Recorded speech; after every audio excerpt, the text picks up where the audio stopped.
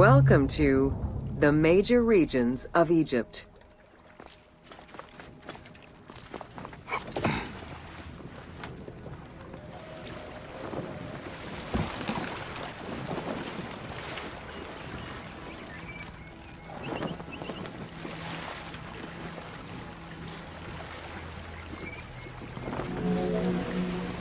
Life in ancient Egypt was concentrated along the shores of the Nile and divided into two regions. Lower Egypt was situated on the Nile Delta near the Mediterranean, and Upper Egypt was at the south reaching into Africa. Due to its proximity to the Mediterranean, temperatures in Lower Egypt were less extreme than in Upper Egypt.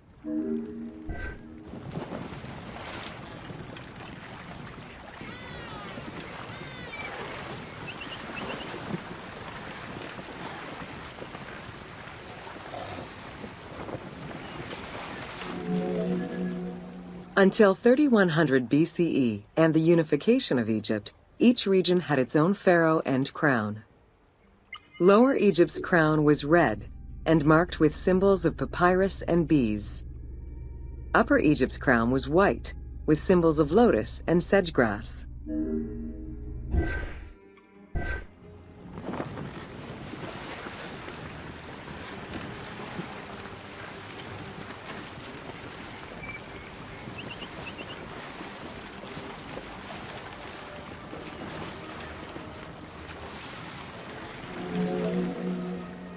Both regions had competing major cities, most notably Memphis in Lower Egypt and Thebes in Upper Egypt.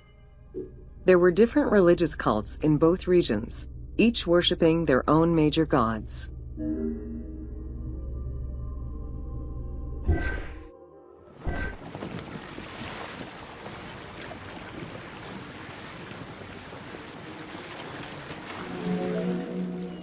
Many of the temples were designed in such a way as to represent the two regions, and ceremonies often incorporated Upper and Lower Egypt in their rituals.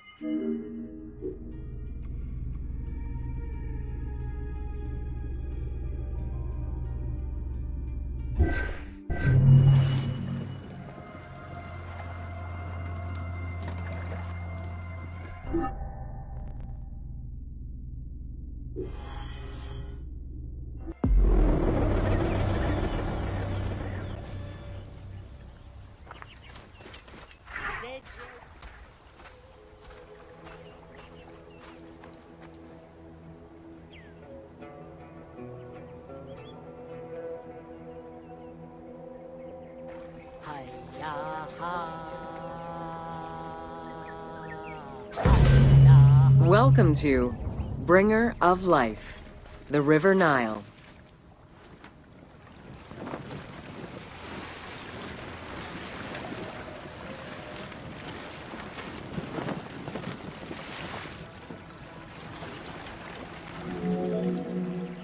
The ancient Egyptians called the dark fertile soil of the Nile the Black Lands, and the surrounding desert was referred to as the Red Lands.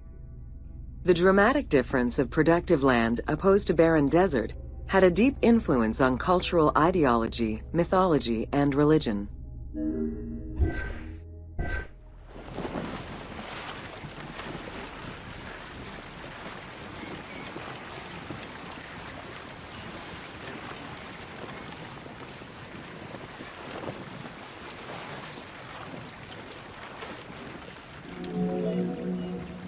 The Nile determined much of Egyptian civilization. For example, the seasonal cycle of the Nile was so consistent that ancient Egyptians created their calendar around it. The flood season, or Akhet, was when the departing floodwaters left arable soil for crops. It was followed by the growing and harvesting seasons, known as Peret and Shemu. These regular seasons, along with abundant wildlife and rich soil, meant that Egypt's denizens were able to nourish themselves and ensure their country's strength in trade.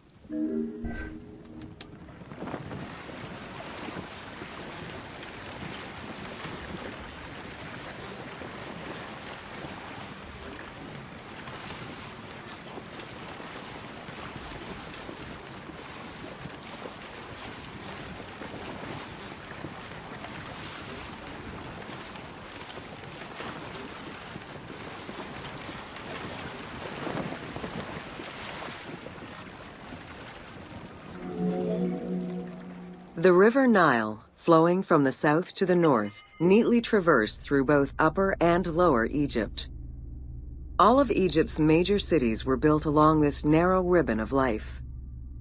Protected by mountain ranges and deserts which acted as natural barriers to enemies, and sustained by the Nile's plants and wildlife, Egyptian civilization enjoyed economic and cultural prosperity for over 4,000 years.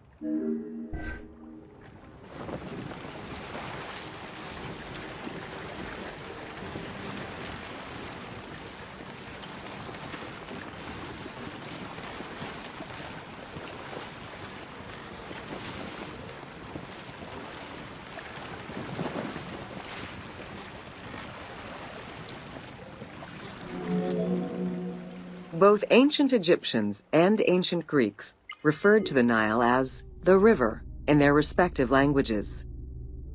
Stretching a distance of over 6,700 kilometers, the Nile is one of the longest rivers in the world. It flows south to north, spanning 11 countries.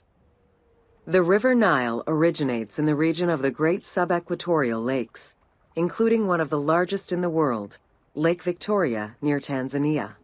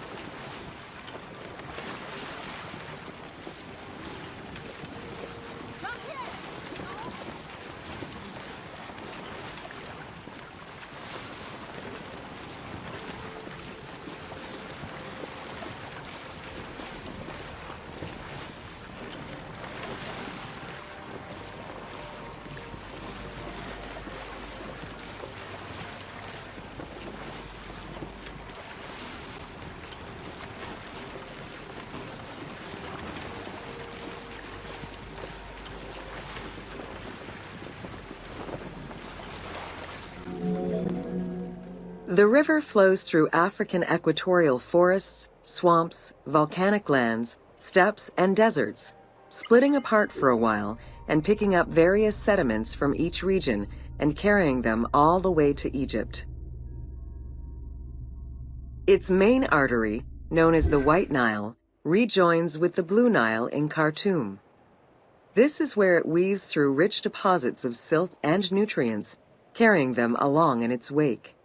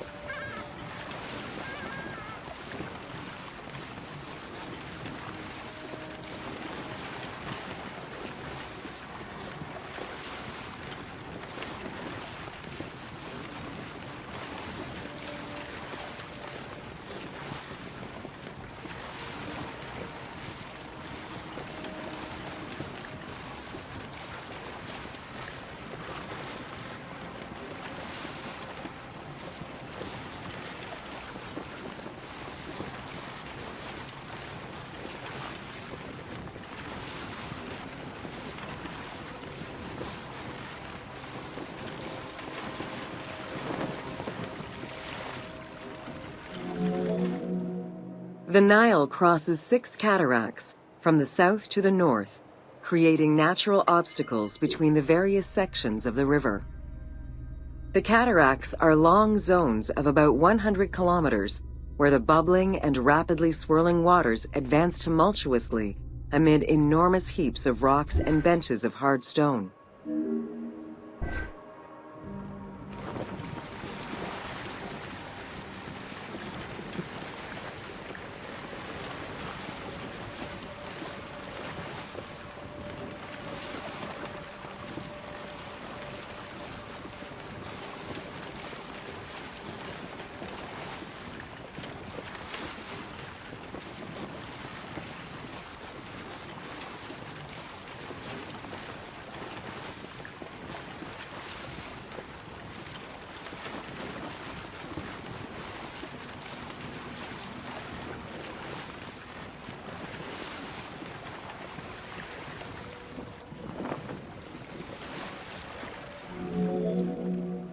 It is after crossing Nubia and the First Cataract that the river officially returns to Egypt in Aswan.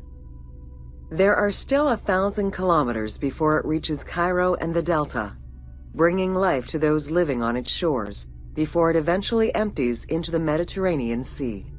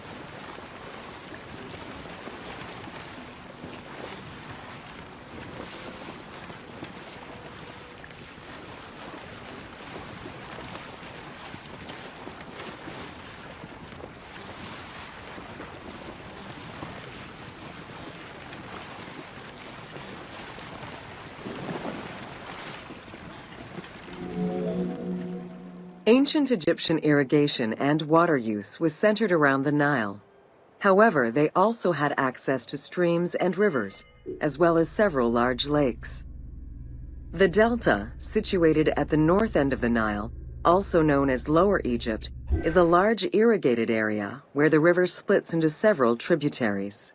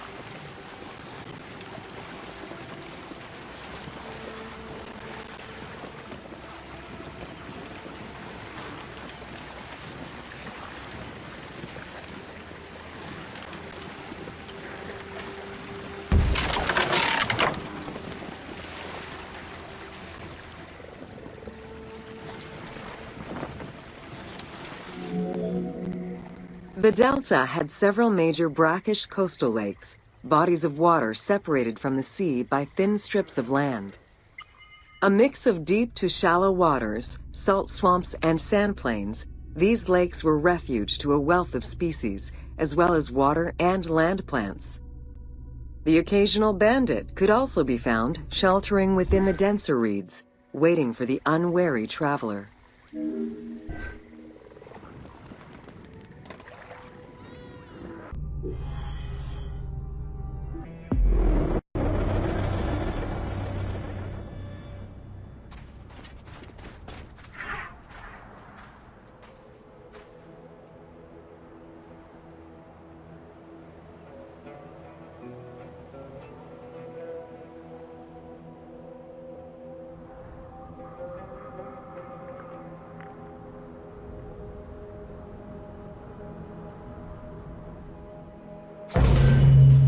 Welcome to Deserts of Egypt.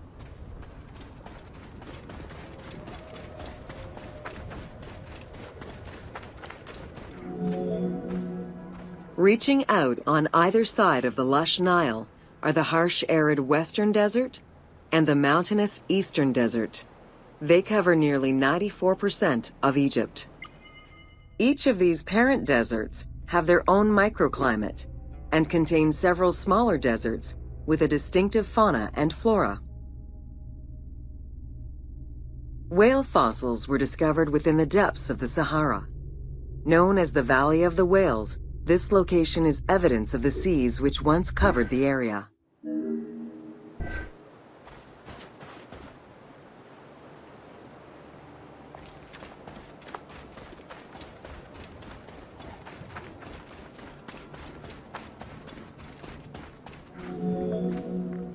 The White Desert in the northeast of the Sahara owes its name to its white limestone soil, contrasting with the yellow sand. The wind has eroded the rocks of the White Desert into stone mushrooms, the most famous of which is referred to as the finger of God.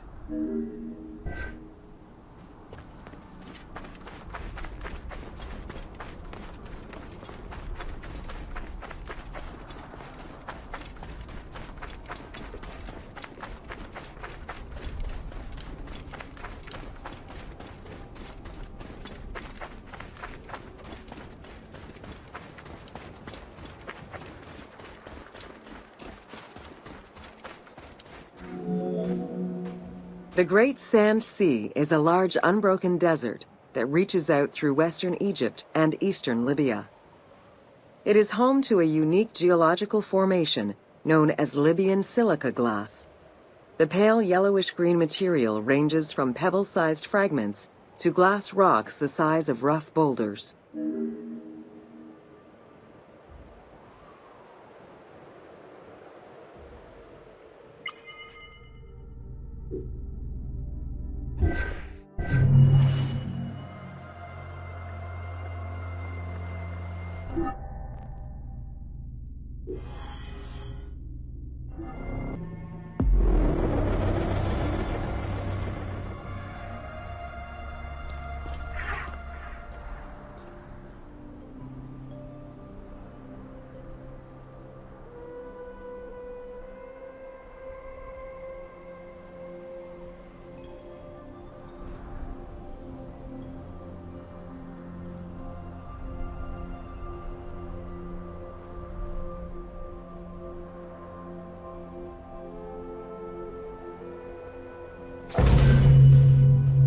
Welcome to the Qattara Depression.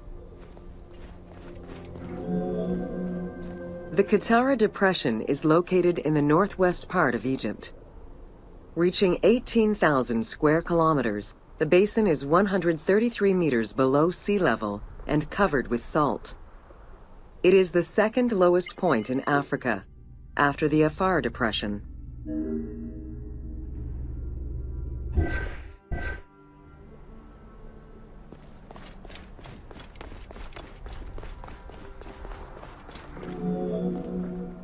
The climate is very arid, with average temperatures reaching 36 degrees Celsius. The famous Siwa oasis is located on the protected southwestern region. Today, the Qattara Depression is utilized for oil exploration.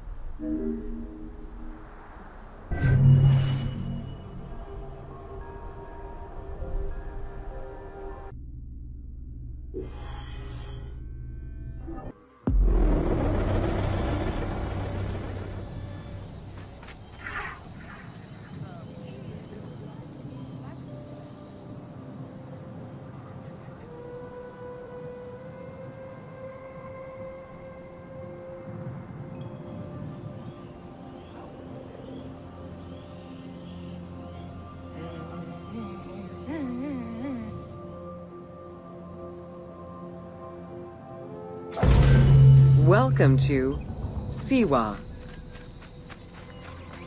It's here.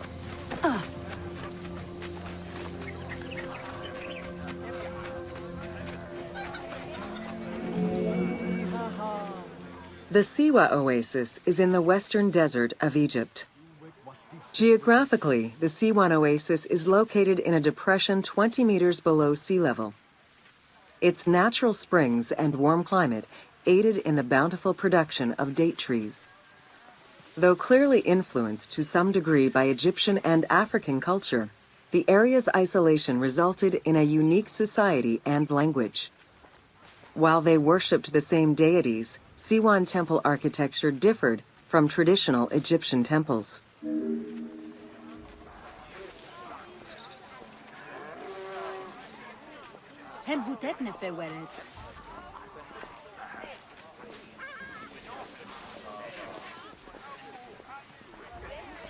Here.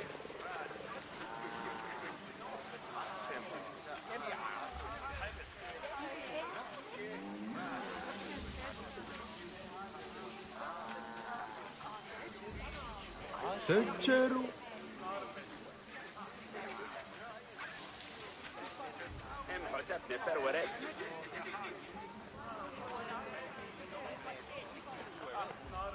ريحة شمواتي ريحة شمواتي ريحة شمواتي ريحة شمواتي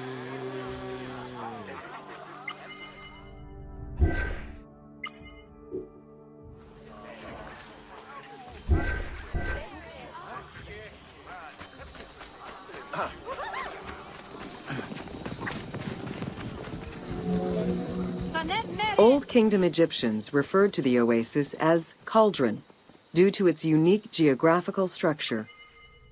Oases were crucial for nomadic tribes and caravans. Without them, there was no chance of survival in an otherwise harsh landscape. As such, oases quickly became hubs for trade, as well as areas of political control.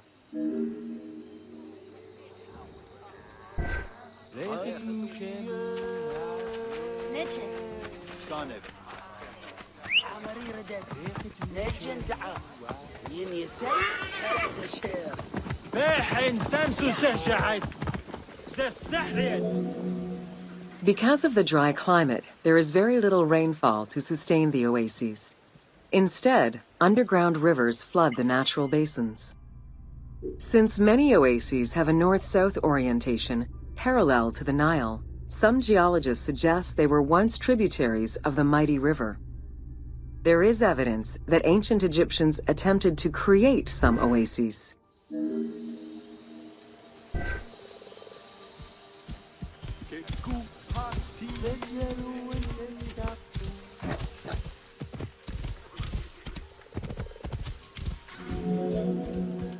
The Libyan oases are the best known, as they are geographically and culturally linked to the Nile Valley and the Delta. These western oases have a distinct geology from the other regions of Egypt. The most famous and important oases are Karga, Dakhla, Farafra, Baharia, and Siwa.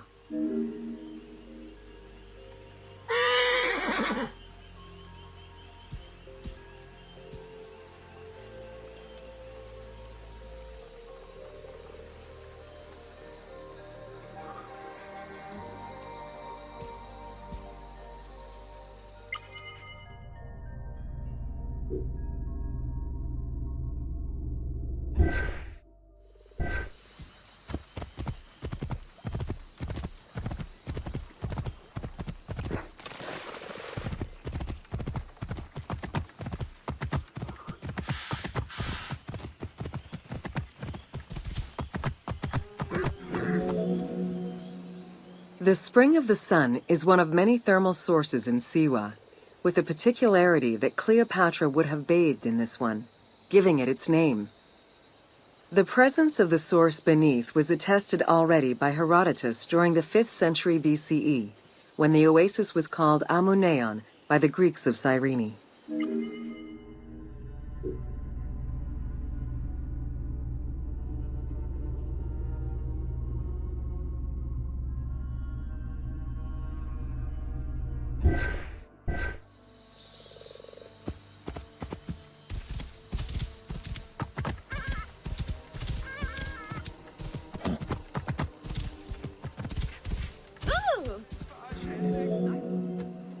Oracles predicted the future, delivered omens that could be more or less obscure, and offered divine guidance. The Siwan oracle was considered one of the three greatest of the ancient world, alongside the oracles of Delphi and Dodoni. Because of the Greek colonies in Cyrenaica, the temple associated Zeus with the worship of Ammon.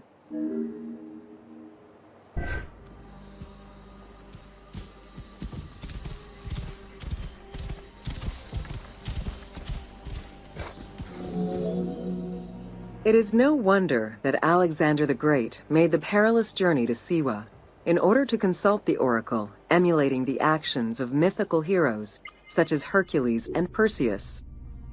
This action earned the approval of the oracle, who validated his claim as Pharaoh of Egypt. He was confirmed as the son of Ammon, conferring upon him the most legitimate claim to date of all Egypt's foreign invaders.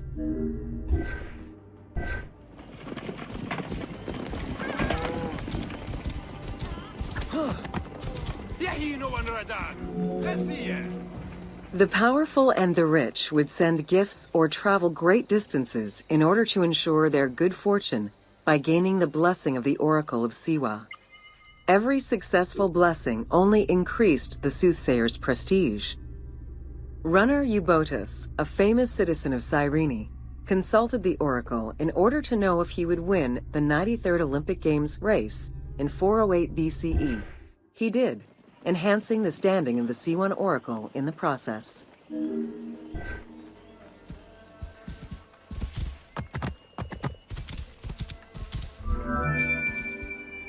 The Temple of the Oracle of Ammon was built in the 6th century BCE by Pharaoh Amasis. In the game, its entrance is guarded by ram-headed sphinxes, the animal representing Ammon. They were inspired by similar statuary located at the British Museum. Another option would have a Greek-influenced representation of Zeus Ammon, a human-headed sphinx with horns. This representation of Zeus Ammon was very popular in Siwa.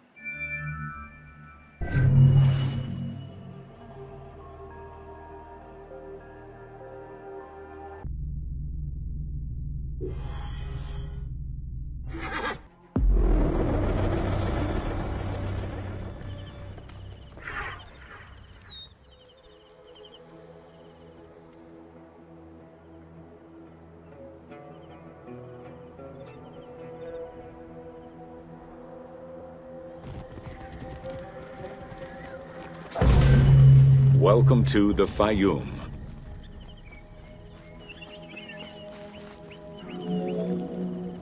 The Fayum Oasis is an enormous basin in the western desert that formed from the Nile's overflow.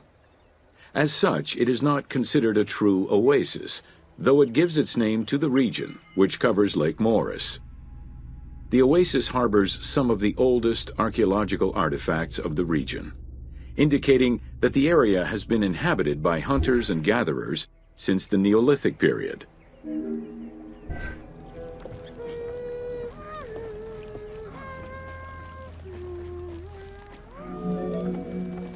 The Fayum Oasis drains into Lake Moeris, which was a large freshwater lake, but at some time became a saltwater lake. In the 12th dynasty, ancient Egyptians redirected the water flow with a dam and dug a supply canal using the lake as their reservoir. Irrigation enabled them to continue growing crops of figs, grapes, and olives year-round.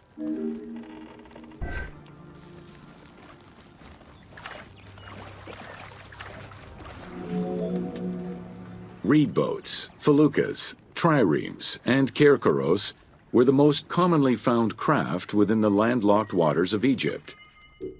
They were used for various purposes, ranging from daily fishing, trade, warfare, and travel, to the ferrying of massive stone blocks used to build the great monuments of Egypt.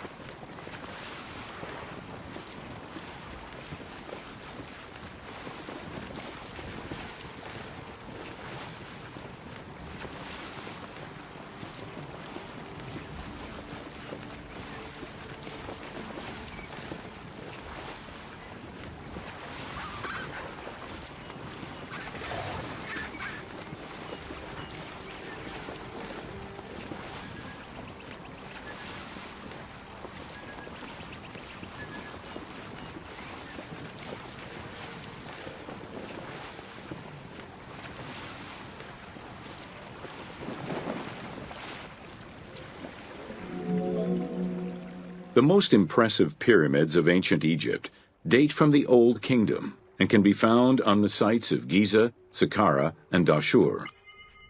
However, one particularly famous pyramid of the time is located elsewhere.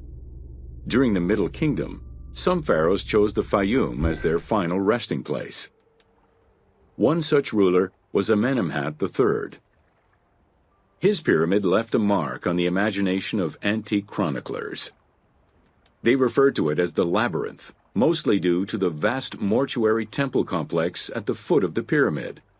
Herodotus mentioned that he had visited 12 courts and over 3,000 of its chambers. But he was also well known for being prone to hyperbole.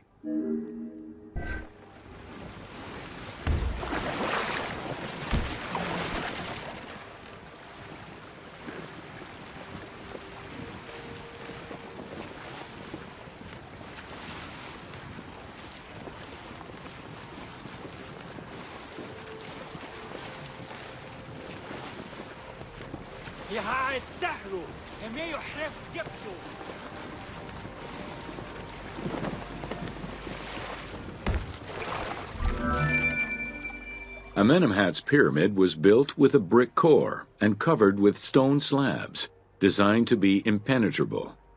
The burial chamber, made out of a single block of sandstone, is unique in its design. Richard Lepsius and Flinders Petrie both explored the pyramid site, measuring 385 meters by 158 meters, and identified it as the location of the labyrinth. Their research conditions were difficult, as most of the site had been submerged by the nearby canal. Furthermore, the stones from the complex and the outer casing of the pyramid had been quarried away long ago. Ubisoft decided to give life back to this lost monument and the many crypts that were said to be devoted to the sacred crocodile god, Sobek.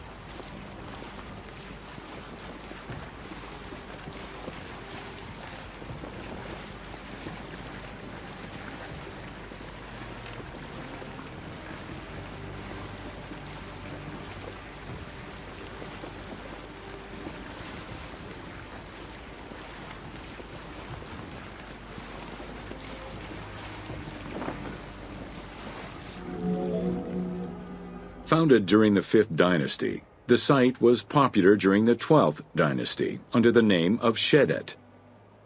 During the Ptolemaic era, the metropolis was named Crocodilopolis by the Greeks, in honor of the crocodile god Sobek. During the Greco-Roman era, the Cleruks, soldiers of the Ptolemies, settled there after their military service and expanded the irrigation systems. Irrigation and water distribution tripled the arable land and turned the city into a lush and rich area. 27,000 inhabitants lived in its precinct at its height. The city's location was strategic in controlling the many small waterways connecting to the main canal, and thus the Nile.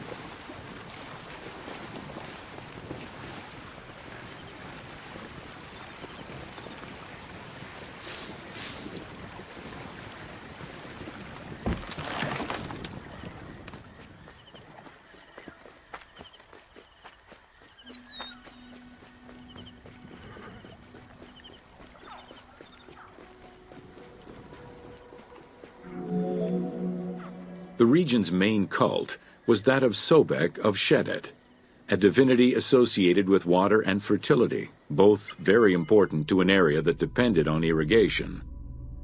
Many local villages had the title Town of Sobek added to their official designations. During festivals, ancient Egyptians recited hymns to Sobek, asking for his divine intervention. Greek settlers, and later Romans, would help the Temple of Sobek's economy to flourish by adopting the local embalming mortuary rites.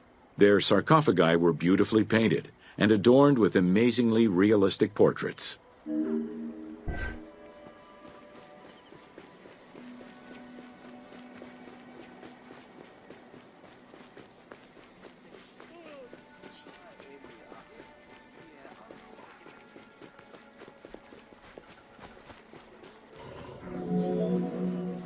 Very similar to the cult of the Apis bull in Memphis, a living crocodile was worshipped within the precinct of Crocodilopolis's main temple.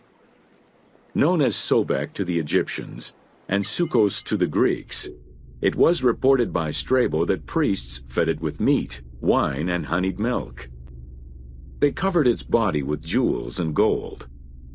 After its death, it was embalmed and placed within the crocodile's grotto, alongside thousands of other mummified crocodiles.